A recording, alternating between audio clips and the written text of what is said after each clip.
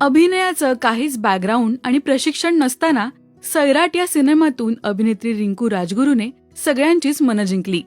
आज 3 जून रिंकूच्या वाढदिवसानिमित्त जाणून घेऊया तिच्याबद्दलच्या काही माहीत नसलेल्या खास गोष्टी.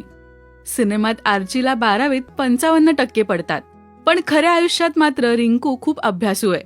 खऱ्या आयुष्यात तिचं शिक्षण किती झालंय आणि रिंकूचं खरं नाव काय हे तुम्हाला माहितीये का? तिचं खरं नाव रिंकू नसून प्रेरणा महादेव राजगुरू असं आहे. ही गोष्ट फार कुणाला माहीत नाहीये, कारण तिने आतापर्यंत सगळीकडे रिंकू हेच नाव लावलंय. आता सगळीकडे ती रिंकू याच नावाने ओळखली जाते. तिच्या शिक्षणाबद्दल बोलायचं झालं तर सैराट या सिनेमासाठी सिलेक्शन झालं तेव्हा रिंकू 9वीत होती. एवढ्या लहान वयात तिला मुख्य भूमिकेची संधी मिळाली. सिनेमा प्रदर्शित झाला तेव्हा ती 10वीत होती. त्या काळात तिचा 10वीचा निकाल प्रचंड चर्चेत आला होता. अभिनय आणि शिक्षण याचा बॅलन्स राखत तिने चांगले गुण मिळवले होते. 10वीला तिला 66% पडले होते. सैराट नंतर तिने पूर्ण लक्ष अभ्यासात दिलं आणि 12वीला 82% मिळाले. सैराट नंतर रिंकूने कन्नड सिनेमात काम केलं होतं, तर 12वी नंतर कागर हा सिनेमा तिने साईन केला होता. यासोबत तिने अभ्यासही सुरू ठेवला. अभिनय करत तिने आर्ट्समध्ये शिक्षण घेतलं आणि बॅचलर ऑफ आर्ट्सची डिग्री मिळवली. रिंकूने टेंभुर्णी येथील आई Tuljabhavani arts and science junior कॉलेजमधून आपलं शिक्षण पूर्ण केलंय. ग्रामीण भागातील शाळेतून शिकलेली रिंकू आज राष्ट्रीय पातळीवर ओळखली जाते.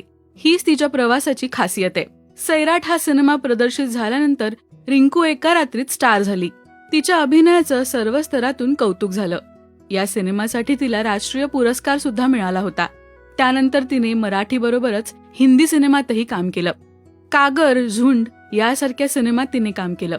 रिंकू सध्या वेब सिरीज आणि चित्रपट या दोन्ही माध्यमांमध्ये सक्रिय आहे. रिंकूचा आशा हा सिनेमा अलीकडेच रिलीज झाला, तर पुन्हा एकदा साडेमाडे 3 या सिनेमातही तिची मुख्य भूमिका होती.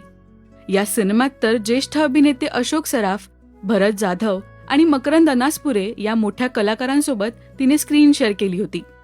रिंकूला सिनेविश्वात कितीही यश मिळालं असलं तरी आपल्या साधेपणाने ती सगळ्यांचीच मनं जिंकते.